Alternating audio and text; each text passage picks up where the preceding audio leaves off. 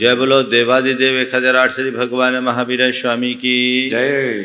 अहिंसा परमो धर्म की जय जय जय। परम पूज्य आचार्य गुरुवर श्री विद्यासागर जी महाराज की जय जय जय। बोलिए परम पूज्य प्रमाणिक संत मुनिवर 161 प्रमाण सागर जी महाराज की जय जय जय। पुण्य हमारे मोक्ष मार्ग का साधक है। पुण्य हमारी आध्यात्मिक और भौतिक समृद्धि का आधार है। पुण्य के बल पर हम अपने आत्मिक गुणों का विकास कर सकते हैं और यही पुण्य हमें परंपरा से मुक्ति तक पहुंचा सकता है। पुण्य हे नहीं है, पुण्य का भोग है। हमें पुण्य के भोग से बचना है और पुण्य के फल को त्यागने का प्रयत्न करना है। ये बात विगत 2 दिनों में आप सबके बीच की गई। आज उसी बात को आगे बढ़ा रहा हूँ कि आखिर जिस पुण्य से हमारे जीवन में पवित्रता आती है, जो पुण्य हमारे आध्यात्मिक और भौतिक विकास का आधार है, जो पुण्य हमें भीतर और बाहर मजबूत करता है, उस पुण्य का अर्जन कैसे हो? चाहते तो सब हैं, तो पुण्य का अर्जन कैसे करें? तो आचार्य कुंद ने उस संदर्भ में हम सबको मार्गदर्शन दिया है और वे कहते हैं रागो जस पसत्तो, रागो जस पसत्तो अनुकंपा संसिदो य परिणामो चित्ते नत्थि कलुषम जीवस्य पुण्य आसवदी। पुण्यम जीवस्य आसवदी। जिसके हृदय में जिसका राग प्रशस्त राग हो, जिसका हृदय अनुकंपा से भरा हो और जिसके चित्त में कलुषता का अभाव है, वह पुण्य का आश्रय करता है। सबसे पहली बात, प्रशस्त राग। राग तो हर प्राणी में है। संसार का ऐसा कोई प्राणी नहीं जिसके अंतरंग में राग न हो। राग सब में है, पर देखना है कि हमारा राग प्रशस्त है या अप्रशस्त। इसकी कसौटी क्या है? किस राग को हम प्रशस्त माने, किसे अप्रशस्त माने?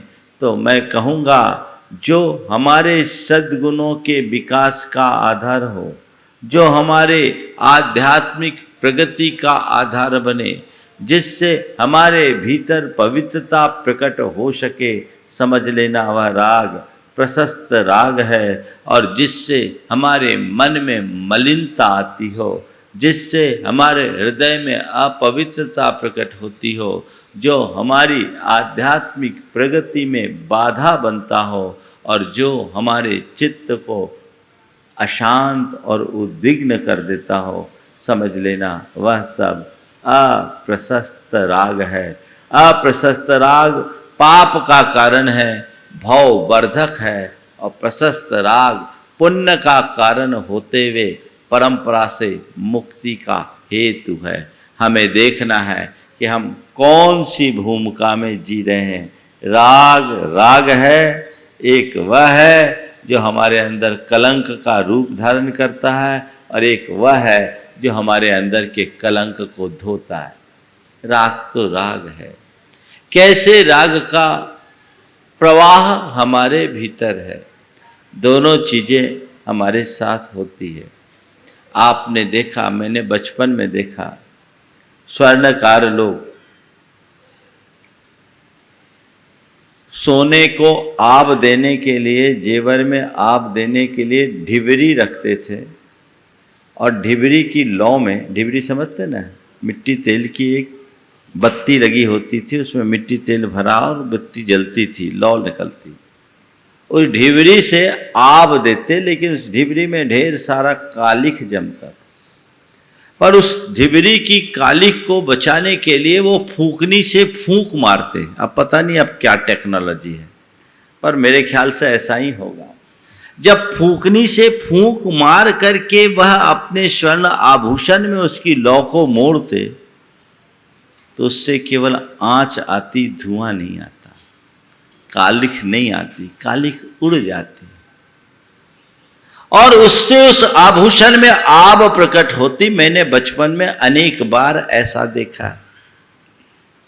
तो मैं ये कहूंगा, राग तो ढिबरी की बाती की तरह है, ढिबरी की ज्योति की तरह है, जिससे कालिख हर पल निकल रहा है, जो हमारी आत्मा को कलुष करने वाला है। लेकिन उसी राग की धार को हम भावना की फूंकनी से फूंक कर यदि पंच परमेष्टि की ओर मोड़ दें, तो हमारे जीवन में आभ प्रकट कर देती है। वो आभ प्रकट करती है। हमें करना क्या है? कुछ नहीं करना है, राग की धारा को मोड़ना है, बदलना है, टर्न अप करना है। किसके बल पर? भावना के बल पर। मैं आपसे कहता हूं, जब आप अपने व्यापार में संलग्न होते हैं, आपको धन लाभ होता है, उस समय आपके अंदर का उत्साह, आपको अपने परिवार जनों से मिलते हैं, उस घड़ी के मन का परिणाम, आप जब अपने प्रिय पति या पत्नी से मिलते हैं, उस समय की परिणति, और वही जब आप कोई धर्म लाभ लेते हैं तब, जब भगवान की शरण में आते हैं तब, जब गुरुओं के सानिध्य में रहते हैं तब, दोनों की परिणति में कोई अंतर होता है या परिणति समान होती? कैसा होता है महाराज? बाकी के समय में हमारा मन चढ़ता उतरता है, हमारे अनुकूल होता है तब तक चलता रहता है, प्रतिकूल होता है तो उतरने लगता है। हम पल में उनसे खुश होते हैं और पल में खिन्न हो जाते हैं, लेकिन जब धर्म के दरबार में आते हैं तो हमारा मन चढ़ता ही जाता है, उतरता नहीं है। बस इसी का नाम है प्रशस्त राग, जो हमारे हृदय में स्थायी रूप से प्रसन्नता को भरे, वो प्रशस्त राग है। और जो अल्पकालिक प्रसन्नता देकर खिन्न बना दे, वो अप्रशस्त राग है। जो हमारी बुद्धि को भोगों में रमा दे, वो अप्रशस्त राग है। और जो हमारी बुद्धि को निर्मल बना दे, वो प्रशस्त राग है। जितना प्रशस्त राग होगा, हमारी चेतना उतनी प्रशस्त होगी। राग की धारा को मोड़ना है।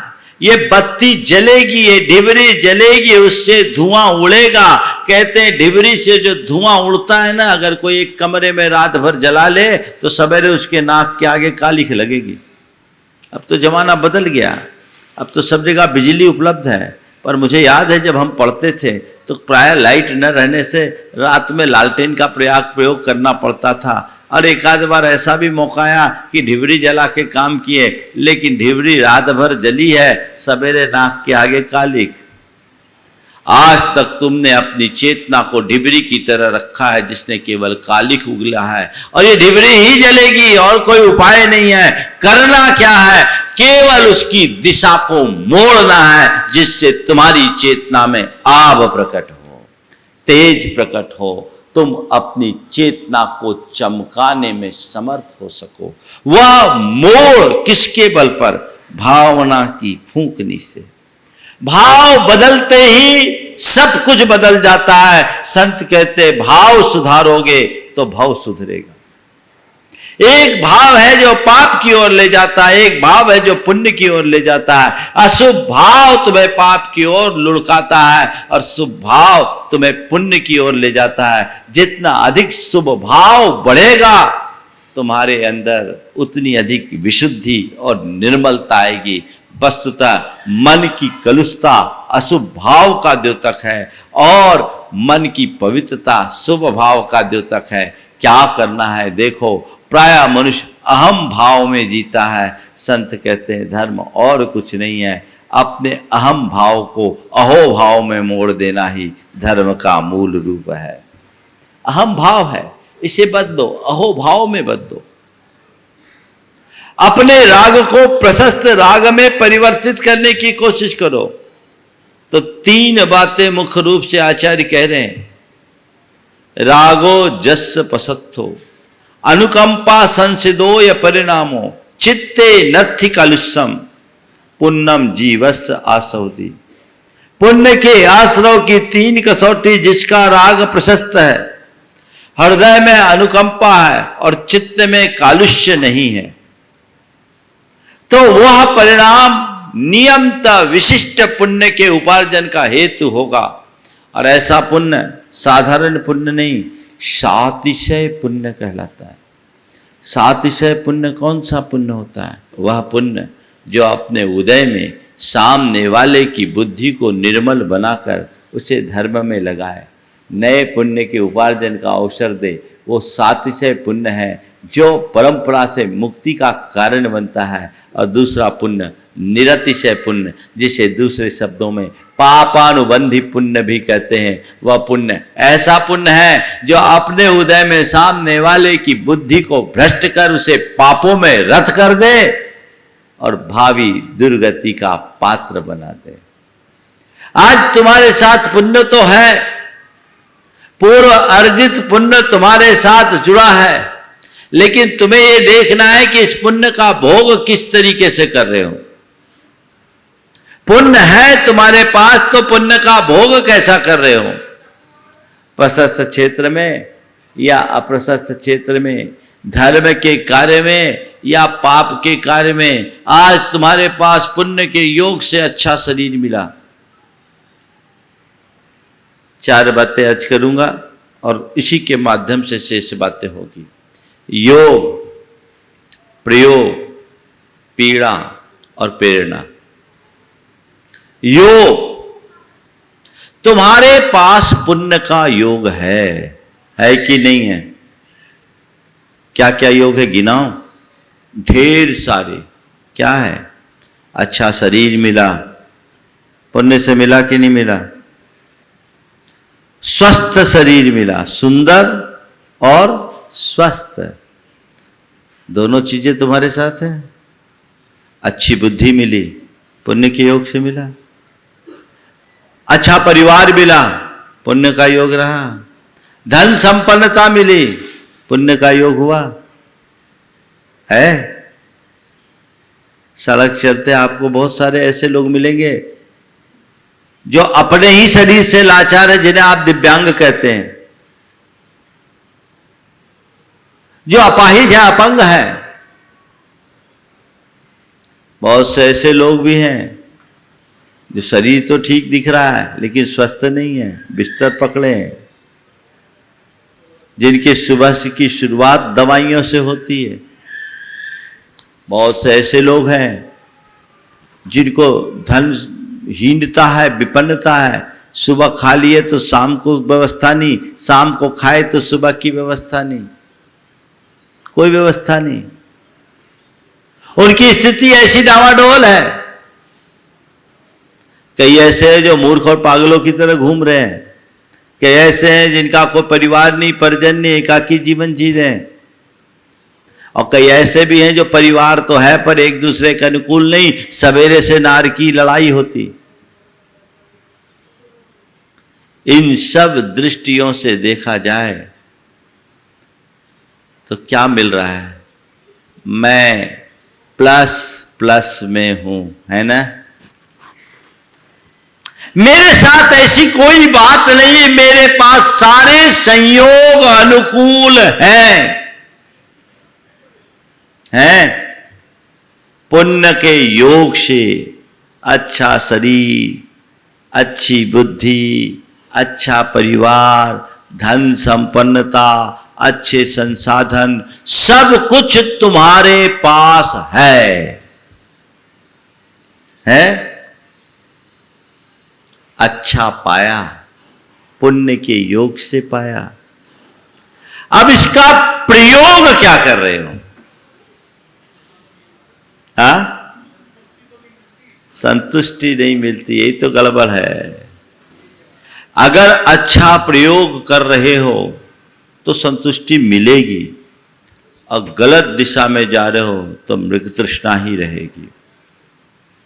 अच्छा शरीर मिला, पुण्य के योग से मिला, इस शरीर से औरों की सेवा करो, त्याग तपस्या करो, व्रत संयम आचरो, ये पुण्य का सही प्रयोग है। यदि तुम्हारा पुण्य सातिशय होगा तो तुम्हारी बुद्धि अपने आप धर्म में लगेगी, और निरतिशय होगा तो पाप में रत रहेगी। मेरे संपर्क में कई तरह के लोग, एक सज्जन है बड़े धनाढ्य, अब ये दुनिया में नहीं है, लेकिन वो हमेशा कहते थे, महाराज जी मेरा ऐसा कैसा पाप है, मेरा पैसा धर्म में लगता ही नहीं, मैं चाहता हूं भाव ही नहीं होते, ऐसे वैसे काम में पैसा लग जाता है लेकिन धर्म में नहीं। वो व्यक्ति अपने जीवन में न तो अच्छे कार्य में दान दे पाया, न अपने जीवन में कोई व्रत संयम रख पाया, एक अच्छी खासी संपत्ति अपने संतान के लिए छोड़ गया, लेकिन अपने लिए कुछ नहीं जोड़ा। क्यों?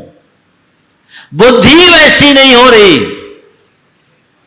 बहुत पुण्य चाहिए इसके लिए भी। योग मिला, प्रयोग कैसा ये तुम्हें देखना है। बुद्धि मिली, अब बुद्धि किसके लिए लगा रहे हो? कोई है जो एक दूसरे को भिड़ाने में लगा रहे हैं। कई लोग हैं अपनी बुद्धि उल्टी चलाते, कहते हैं उल्टी खोपड़ी है। अपनी बुद्धि का प्रयोग तुम निज पर के हित में करो तो तुम्हारी बुद्धि की सार्थकता है। कैसा प्रयोग कर रहे हो यह हमें देखना है। धन संपन्नता मिली है, मौज मस्ती कर रहे हो, भोग विलास में लगा रहे हो, सुरा सुंदरी में लगा रहे हो, या स्वपर के उद्धार में लगा रहे हो, परोपकार में लगा रहे हो, धर्म की प्रभावना में लगा रहे हो, संस्कृति की रक्षा में लगा रहे हो, यह तुम्हें देखना है। योग मिला, प्रयोग कैसा ये देखने की बात है। अगर प्रयोग ठीक है तो समझना तुम्हारी बुद्धि अच्छी है और तुम्हारा भवितव्य अच्छा है, और प्रयोग गलत है तो अब क्या होगा? दिवाला पिटेगा और क्या होगा? कल कंगाल होकर के इस दुनिया से तुम्हें जाना पड़ेगा, इसके अलावा और कुछ नहीं होगा। तुम्हें देखना केवल यह है कि मैं कर क्या रहा हूं, मेरी दिशा क्या है, मेरी दृष्टि क्या है। और जब सड़क चलते आपको अभावग्रस्त लोग दिखते हैं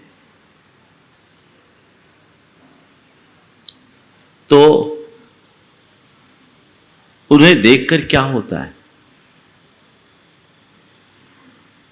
आपको दिखता है कोई अपंग दिखता है, कोई अपाहिज दिखता है, क्या सोचते हैं? हाँ, सिंपैथी, मन में पीड़ा होती। थोड़ी देर सोचो उसकी जगह मैं होता तो क्या होता। कोई अपंग अपाहिज, कोई दीन दरिद्र दिखे, कोई दुखी दिखे, कोई अभावग्रस्त दिखे, कोई बीमार दिखे, कोई परेशान दिखे, कोई पीड़ित दिखे, तो तुम्हारे हृदय में क्या भाव आता है? मन में पीड़ा आती है। मन पीड़ा से भर जाना चाहिए। और क्या करना चाहिए? एक प्रेरणा पानी चाहिए। इसने अपने योग का सही प्रयोग नहीं किया, इसकी ये दुर्दशा है। मैं अपने प्राप्त प्रयोग योगों का सही प्रयोग नहीं करूंगा तो कल मेरी दशा भी यही होगी। इसलिए मुझे आज ही संभलना है ताकि आने वाले कल को मैं संभाल सकूं। आज मेरे पास अनुकूलताएं हैं, मुझे किसी चीज का कोई डर नहीं, कोई संकोच नहीं, सब चीजें सुलभ है। लेकिन बंधुओं ये सदा सुलभ रहने वाली नहीं है। ये आज है, कल रहे न रहे कोई भरोसा नहीं। इसलिए इस पीड़ा से प्रेरणा पाओ और अच्छा करने का प्रयत्न करो। बंधुओं, पीड़ा कैसे प्रेरणा देती है? कोलकाता में बेलगछिया का मंदिर सेठ हुलासी राम जी ने बनाया। एक आदमी ने इतना बड़ा मंदिर, बताते इतना बड़ा परिसर, 27 बीघा का परिसर है। मैं सुबह जब वहां घूमता था तो एक चक्कर में 400 मीटर होते थे, वो भी उसके बीच के हिस्से में। इतना बड़ा परिसर कोलकाता जैसे महानगर में उस व्यक्ति ने बनाया। क्या सोच के बनाया बताऊं? वो व्यक्ति धनी तो था, लेकिन उनका प्रारंभिक जीवन अय्याशी में बीता, और एक दिन उन्हें अपने इस कृत्य से पीड़ा हुई और लगा कि मैंने अब तक इतना पाप किया, इसका परिणाम क्या होगा। किसी ने प्रेरणा दी कि तुमने जीवन भर धन से पाप किया है, कुछ ऐसा कर जाओ जो तुम्हारे भविष्य को संभाल सके और जिसे पाकर दुनिया पुण्य कर सके। बस वो एक छोटी सी प्रेरणा थी। उस एक शख्स ने बेलगछिया का उपवन मंदिर बना दिया और 200 साल से लाखों लोगों के पुण्योपार्जन का निमित्त बन गया। आज भी लोग पुण्य कमा रहे हैं और सेठ हुलासी राम अमर बन गया। देखने की बात तो केवल यह है कि सेठ हुलासी राम ने जिसने मंदिर बनाया उसकी कोई हवेली भी होगी कोलकाता में, लेकिन उसका अता पता नहीं। आज उसके वंशजों का हाल बेहाल है, लेकिन हुलासी राम का वो मंदिर आज भी उसके गौरव की गाथा गा रहा है। यही पुण्य का लाभ है। सदुपयोग करो, दुरुपयोग नहीं। तो प्रेरणा पाओ, और ये प्रेरणा पाओगे तो आपकी राग की धारा मुड़ेगी, और राग की धारा मुड़ेगी तभी आप बीत राग आदर्श को हासिल करने में समर्थ होंगे। तो प्रशस्त राग कैसी हो? तो कहते अरहंत सिद्ध साहुसु धम्मम्मी जाए खलु चिट्ठा। अरहंत सिद्ध साहुसु भक्ति धम्मम्मी जाए खलु चिट्ठा। अनुगमनम पि गुरुनम पसत्थ रागोति बुच्चंती। आचार्य कुंद कह रहे 3 लक्षण है प्रशस्त राग के। पहला, अरहंत सिद्ध साधु में भक्ति, यानी पंच परमेष्टि में अनुराग। दूसरी बात, धर्म में चेष्टा, यानी धार्मिक क्रियाओं के प्रति अभिरुचि। आपके 4 ही धर्म है, दान, पूजा, शील और उपवास। और अनुगमनम पि गुरुणम, और गुरुओं का अनुगमन। ये तीनों प्रशस्त राग है। ये तुम्हारे संसार को मिटाने वाले हैं। अपने अंतरंग को देखो, तुम्हारे हृदय में पंच परमेष्टि के प्रति कितना अनुराग है? अरहंत सिद्ध साधु, साधु में आचार्य उपाध्याय सब आ जाते हैं। तो अरहंत सिद्ध आचार्य उपाध्याय साधु, इनके प्रति भक्ति। भक्ति का मतलब, भक्ति किसको बोलते हैं? जाना, रोज पूजा करना, नाचना गाना, बड़े अच्छे कीमती द्रव्य चढ़ाना, अपने आप को समर्पित करना। समर्पित करना भक्ति नहीं है, चिपक जाने का नाम भक्ति। बता रहा हूं, सुनो तो, मैं बोल रहा हूं, सुनो। हाँ, मैं बता रहा हूं क्या है भक्ति। क्या है? समर्पित करना नहीं, चिपक जाने का नाम भक्ति। समझ गए? क्या है भक्ति? भाव विशुद्धि युक्त अनुराग है भक्ति। अनुराग है भक्ति में, लेकिन कैसा अनुराग? भाव विशुद्धि से युक्त अनुराग। अनुराग तो किसी में भी होगा। तुम्हारा प्रभु में भी अनुराग है तो पत्नी में भी अनुराग है, प्रभु में भी अनुराग है तो पुत्र में भी अनुराग है, प्रभु में भी अनुराग है तो पैसों में भी अनुराग है, और प्रभु में भी अनुराग है तो पदार्थ में भी अनुराग है। पत्नी, पुत्र, पैसे और पदार्थ का अनुराग भाव विशुद्धि युक्त कभी नहीं होगा। वो भावों में कलुषता लाएगा, लेकिन प्रभु के प्रति अनुराग होगा तो वह भावों में विशुद्धि ही भरेगा, क्योंकि उसकी धारा मुड़ी हुई है। वो अनुराग उत्तरोत्तर बढ़े। ये समझो कि मेरा जितना प्रगाढ़ अनुराग है, मेरे जीवन का पथ उतना ही प्रशस्त हो रहा है। अपने जीवन के पथ को प्रशस्त करना चाहते हो तो ये अनुराग बढ़ना चाहिए। इस भक्ति को सम्यक वर्धनी क्रिया निरूपित किया गया है, यानी जिससे हमारे अंदर के सम्यक दर्शन की विशुद्धि बढ़े, वो भक्ति है। तो भाव विशुद्धि युक्त अनुराग पंच परमेष्टि के प्रति प्रगाढ़ अनुराग उत्तरोत्तर बढ़े। अभी अनुराग तो है, लेकिन जितना अनुराग भगवान के प्रति है उससे कई गुना अधिक अनुराग परिवार और गोरख धंधे के प्रति। महाराज दुनियादारी का लगाव इतना ज़्यादा है कि भगवान के पास आने पर भी खींच लेता है। और महाराज जी क्या बताऊं, कई बार रहता तो हूँ भगवान के पास, पर दिमाग में दुकान धंधा घूमने लगता है ना। ये क्या है? ये कमजोरी है। तुम्हारा जितना प्रगाढ़ अनुराग होगा, तुम्हारे हृदय की विशुद्धि उतनी प्रबल होगी, और जितनी अधिक विशुद्धि बढ़ेगी, तुम्हारे पुण्य का आश्रव भी उतना ही प्रगाढ़ होगा। अंतरंग से इसे बढ़ाने की कोशिश कीजिए। कई बार देखने में आता है, लोग अपने पुण्य का फल तो चाहते हैं, पुण्य को बढ़ाना भी चाहते हैं, लेकिन उसका सही रास्ता अपनाने में पीछे रह जाते हैं।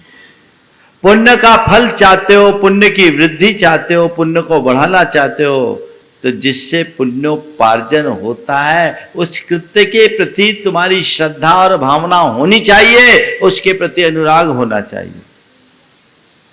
पंच परमेष्टि का अनुराग सारे संसार के दुखों से मुक्ति का कारण है, क्योंकि ये भक्ति है। भक्ति कोई सामान्य प्रक्रिया नहीं, भक्ति में तो विरक्ति का बीज छिपा होता है। अगर भक्ति करोगे, प्रभु से अनुराग होगा, पंच परमेष्टि से अनुराग होगा, तो धीरे धीरे ये अनुराग जितना बढ़ेगा, संसार का अनुराग अपने आप घटता जाएगा। और जितना संसार और विषयों का अनुराग घटेगा, तुम्हारे अंदर उतनी अधिक पवित्रता आती रहेगी, और एक पल ऐसी स्थिति आएगी कि तुम राग से बीत राग होने की भूमिका में आ जाओगे। हर व्यक्ति के हृदय में ये भक्ति होना चाहिए। ये भक्ति आंतरिक होना चाहिए। बिना भक्ति के मुक्ति नहीं है। हमारे शास्त्रों में भक्ति की महिमा गाते हुए कहा गया कि जिनेंद्र भक्ति से न केवल पुण्य का आश्रय होता है, अपितु पापों का क्षय भी होता है। बड़ी मात्रा में क्षय होता है। भक्तिये जिन वरानम जम खीयदे पूर्व संचयम कम। जिनेंद्र भगवान की भक्ति के बल से पूर्व संचित कर्म भी नष्ट हो जाता है। हृदय में भक्ति हो, फॉर्मेलिटी नहीं होनी चाहिए। अंतरंग की भक्ति। अभी विनय कुमार जी रावण की भक्ति का उदाहरण दे रहे थे। वाकई में रावण बड़ा भक्त था। उसने भगवान की भक्ति की, वीणा बजाकर भगवान की भक्ति कर रहा था, और भक्ति करते करते वीणा के तार टूट गए। लेकिन कैसा पागलपन था, यही तो अनुराग है। तार टूट गए, मेरी भक्ति में खलल नहीं डालना चाहिए, कहते हैं खलल नहीं पड़ना चाहिए, कहते हैं उसने अपनी बाह की नस निकाल करके तार के रूप में जोड़ा और भक्ति करते रहा करते रहा करते रहा। रावण के जीवन का ये एक उज्जवल पक्ष है। बड़ा भक्त था। अब आप कहोगे महाराज, जब रावण के हृदय में ऐसी भक्ति थी तो रावण ऐसा पापी कैसे बन गया? अब भगवान का भक्त भी अगर पापी हो तो भक्ति का फल क्या? ये सवाल आप सबका हो सकता है। और फिर आप ये भी कह सकते हो कि फिर भक्ति करने से फायदा क्या? नहीं, बात सही है। रावण के हृदय में भक्ति थी पर उसकी दृष्टि निर्मल नहीं थी। उसकी दृष्टि निर्मल नहीं थी। उसके हृदय में अनुराग था पर भाव विशुद्धि युक्त अनुराग नहीं था। उसके हृदय में भोगाकांक्षा थी और ऐसी भोगाकांक्षा के साथ अगर कोई भक्ति भी करेगा तो उससे उत्पन्न पुण्य उसे अहंकारी बना देगा, उसे भोगी बना देगा, उसे उन्मत्त बना देगा, उसे काम क्रोध लोभ मोह में लीन कर देगा, जो दशा रावण की हुई। वो जो दशा रावण की हुई, ये दशा किसी की भी हो सकती है और कभी भी हो सकती है, कहीं भी हो सकती है। रावण के साथ ऐसा हुआ। इतना बड़ा भक्त होने के बाद भी वो अभिमानी बना रहा और उसके अभिमान ने उसका पतन किया। पुण्य उसके पास पुराना भी था, उसका परिणाम था कि उसने सोने की लंका बना ली। अगर पुण्य छीन होता तो ऐसी दशा नहीं होती। प्रबल पुण्य का धनी था, सोने की लंका उसने बना ली, लेकिन सोने की लंका बनाने के बाद उसके अभिमान ने उसकी लंका को भस्म कर डाला। देखो, वैभव कोई भी पाता है पर वैभव से महत्वपूर्ण वैभव का उपयोग है। भरत चक्रवर्ती के पास भी संपदा थी और रावण के पास भी संपदा थी। भरत चक्रवर्ती चक्रवर्ती था, रावण अर्ध चक्रवर्ती था। देखा जाए तो भरत चक्रवर्ती से आधी संपत्ति का मालिक था, लेकिन भरत चक्रवर्ती ने संपत्ति पाकर भगवान के सोने का मंदिर बनाया और रावण ने संपत्ति पाई तो सोने की लंका बनाई। भरत चक्रवर्ती ने भगवान का मंदिर बनाया और रावण ने सोने की लंका बनाई। परिणाम क्या निकला? आज भरत चक्रवर्ती का मंदिर आज भी शाश्वत है और उसके नाम से देश का नाम भारत बन गया और रावण की सोने की लंका की ईंट से ईंट बच गई और आज कोई रावण का नाम लेना भी पसंद नहीं करता। दोनों आदर्श हमारे पास है ना। क्या हुआ? भक्ति भाव विशुद्धि युक्त अनुराग का नाम है और ये तभी होगा जब तुम्हारे परिणाम निर्मल होंगे, तुम्हारा भवितव्य अच्छा होगा। अपने भवितव्य को अच्छा बनाइए और अहद सिद्ध साहुसु भक्ति, इस भक्ति को अपने हृदय में विकसित करने का प्रयत्न कीजिए। ये जितनी अधिक बढ़ेगी आपके जीवन में उतना चमत्कार घटेगा। देखिए, लोग चमत्कार देखना चाहते हैं। मैं भक्ति का 2 उदाहरण आप सबको देता हूं। जब मैं ब्रह्मचारी था तो संघ में एक ब्रह्मचारी आता था, राम कुमार नाम था उसका। गृहस्थ था, प्रौढ़ उम्र थी, लेकिन उनके शरीर में छोटे छोटे ढेर सारे व्हाइट स्पॉट। कर्म का उसका योग कुछ ऐसा था कि कोई भी उसे पसंद नहीं करता। हर कोई उसे बड़ी उपेक्षा और तिरस्कार पूर्ण बुद्धि से देखता था। वो कोई 1.5 वर्ष के अंतराल के बाद आया। देखा तो उसके शरीर में एक भी स्पॉट नहीं। मैंने पूछा, राम कुमार जी क्या हो गया, कैसे ठीक हुआ आपका? बोले, सब गुरुओं के आशीर्वाद से ठीक हो गया। मैंने पूछा, क्या हुआ, कहाँ थे इतने दिन? बोला, मैं 1.5 साल से समेत शिखर में था। एक घटना है 1985 की। मैं 1.5 साल से समेत शिखर में था और मैंने क्या किया, प्रतिदिन मैं रोज वंदना करने जाता, नीचे से ऊपर निर्जल, हर टोंक में अभिषेक करता और अभिषेक के बाद हमने उसका गंधोदक लगाया। महाराज, अब मेरे शरीर में एक स्पॉट भी नहीं है। जबकि उस व्यक्ति के शरीर में छोटे छोटे बहुत सारे स्पॉट्स थे। मैंने पूछा, किसने प्रेरणा दी तुम्हें? ध्यान से सुनो, ये तुमने किया क्यों, तुम्हें प्रेरणा क्यों मिली? बोला मैंने कुछ नहीं किया, मैंने सोचा मेरा शरीर अपवित्र है, मैं मुनि बनने की योग्य नहीं हूं, कम से कम भगवान के इस गंधोदक से मेरे शरीर में कुछ पवित्रता आ जाए। मैंने कभी ये भाव भी नहीं किया कि मेरा ये दाग मिट जाए, मैं केवल यही भाव भरता था, हे प्रभु मेरा ऐसा पुण्य बढ़े कि मैं मुनि बनने की पात्रता अपने भीतर विकसित कर लूं। अब तुम लोग सुनोगे ना तो तुम लोग लालच में फंस जाओगे, चलो मेरा स्पॉट है मैं भी करूं, फिर 2-4 दिन 8 दिन 15 दिन करोगे और फिर थोड़ा बहुत फर्क नहीं पड़ेगा तो तुम कहोगे ऐसे थोड़ी होता है, ये सब तो कहने की बातें हैं। तुम्हारे अंदर की जब तक श्रद्धा प्रगाढ़ नहीं होगी तो भक्ति कभी प्रकट नहीं होगी। भक्ति चाहिए।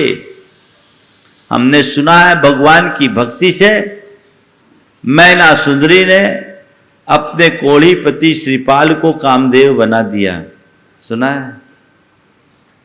पर आज हमने देखा भी है, भक्ति से क्या चमत्कार घटता। एक बहन जी, उन्हें नाम लेने के लिए मना किया इसलिए मैं नाम नहीं लूंगा, उनके पति की किडनी खराब हो गई, एक किडनी पूरी तरह डैमेज हो गई, दूसरी किडनी थोड़ा काम कर रही थी। डॉक्टरों ने कहा इनकी किडनी को बदलना पड़ेगा, दूसरी किडनी भी खराब होगी और इनको हो सकता है डायलिसिस करना पड़े। उन्होंने मुझे बताया, मैंने कहा कुछ नहीं, आप जो डॉक्टर कहता है करो, लेकिन जब किडनी की कोई व्यवस्था नहीं क्या करोगे, तुम तो भगवान की भक्ति करो। और बहुत भक्त थी, उन्होंने नित्य भक्तामृत स्तोत्र का पाठ करना शुरू किया और नित्य शांति विधान करना शुरू कर दिया। नियम लिया, हम 1008 शांति विधान करेंगे, 1008 शांति विधान, 3 साल का कोर्स, 1008 शांति विधान का नियम दिया उन्हें। और आपको क्या बताऊं, बहुत भाव विशुद्धि के साथ रोज 10:30-11 बजे के बाद मंदिर से घर आए। आप सुनकर ताज्जुब करोगे। इस बीच उनके पति ने भी नमोकार मंत्र लिखना शुरू किया और परिणाम ये निकला कि डॉक्टरों की दृष्टि में चमत्कार हो गया। वो व्यक्ति की किडनी खराब थी, दूसरी किडनी सलामत है, आज वो बिना दवाई के ठीक चल रहा है, अपना काम हो रहा है। मैं ये सब बातें आपको इसलिए नहीं बता रहा हूं कि आप चमत्कारों पर विश्वास करने लगो। मैं ये कहता हूं कि इन सब बातों के लिए भक्ति मत करो, तुम अपनी चेतना की विशुद्धि के लिए भक्ति करो। भक्ति हृदय से भर करके करो। बस इतना ध्यान रखो, अगर तुम बीज बोओगे तो अनाज उगेगा, लेकिन अनाज के साथ खरपतवार भी उगते हैं, अनाज में कंकर पत्थर भी होते हैं और अनाज में कभी कभी भूसा का कण भी आ जाता है। हमें उस खरपतवार से अपनी फसल को बचाना है, कंकर पत्थर को छांट करके अलग करना है और बीच में कोई भूसा का कण आ जाए तो उसे अलग करना है, ताकि अनाज शुद्ध अनाज बना रहे और वह तुम्हारी चेतना को पुष्ट कर सके। ये पुण्य उसी अनाज की तरह है, लेकिन उसके साथ हमारे मन के जो विकार हैं, जो हमारे पूर्व के संस्कारों से प्रकट होते हैं, जिससे हमारी बुद्धि दुर्बुद्धि में परिवर्तित हो जाती है, उससे अपने आप को बचाना है। उन्हें छांट करके अलग करो, उसे अपने आप में हावी मत होने दो। एक ही भाव रखो, मेरा राग प्रशस्त हो, अप्रशस्त नहीं। मेरे हृदय में भोगों की वांछा ना हो, मेरे हृदय में बैराग का भाव उमड़े, मेरे हृदय में भक्ति उमड़े। ध्यान रखना, भक्ति और राग में बड़ा अंतर है। राग संसार में अटकाता है और भक्ति संसार को मिटाती है। ध्यान रखने की बात केवल ये है, तुम्हारे किसी संसारी के प्रति लगाव होगा तो उसमें राग का कलंक होगा, और प्रभु और गुरु के प्रति जुड़ाव होगा तो उसे भक्ति और श्रद्धा की दृष्टि से देखा जाएगा। जीवन का उत्थान भक्ति के बल पर होता है, जीवन का उत्थान श्रद्धा के बल पर होता है। तो ऐसा प्रशस्त राग अपने हृदय में निरंतर बढ़ाइए। आपको क्या बताऊं, ये प्रशस्त राग, हम आपकी बात तो जाने दीजिए, कर्म शास्त्र की भाषा में मैं कहूं तो उन मुनि राजों को भी होता है जो आहारक लब्धि जैसे कर्म का बंध करने वाले। धौला में बताया कि आहारक दिक् का बंध कैसे होता है, आहारक दिक् का बंध कैसे होता है, तो उसमें लिखा कि पंच परमेष्टि के प्रति उत्पन्न तीव्र राग से आहारक दिक् का बंध होता है। ये प्रशस्त राग उन रीत रागी मुनियों के यहां भी होता है, जो सप्तम गुणस्थान में ही होता है। सप्तम गुणस्थान से लेकर 8वें गुणस्थान के 6वें भाग तक होता है, और उस समय इस पुण्य का उत्कृष्टतम बंध वे करते हैं। तो यही राग बीच रागता का आधार है।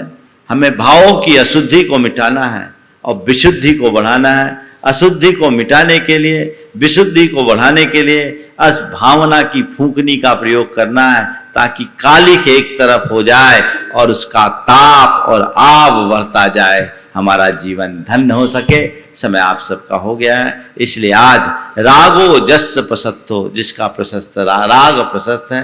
अनुकंपा संसिदो या परिणामो, ये दूसरा अनुकंपा से संसित परिणाम। और चित्ते नत्थि कलुषम, चित्त में कालुष्य का अभाव। पुण्यम जीवस आसवदे, वो जीव के लिए पुण्य का आश्रव कराते हैं, जिसमें अरहंत सिद्ध साहुसु भक्ति। धम्मम में जाए चिट्ठा, जाए खलु चिट्ठा। आज मैंने अरहंत सिद्ध साधु के प्रति भक्ति की बात की, कल धार्मिक चेष्टा की चर्चा आप सबसे करूंगा। वो कैसी होनी चाहिए, जो हमारे जीवन के पुण्य को बढ़ाने वाली बने और हम अपने जीवन का पथ प्रशस्त कर सके। समय आप सबका हो गया, यही पर विराम। बोलिए परम पूज्य आचार्य गुरुवर श्री विद्यासागर जी महाराज।